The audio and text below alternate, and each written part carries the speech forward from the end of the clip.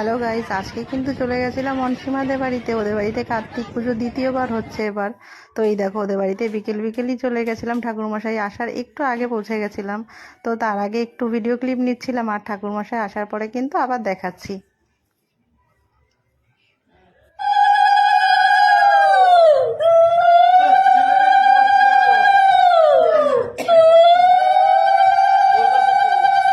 এখন চা খাচ্ছ, যেখানে যায় সেখানে গিয়ে আগে খায়। আরো না খেয়ে থাকে।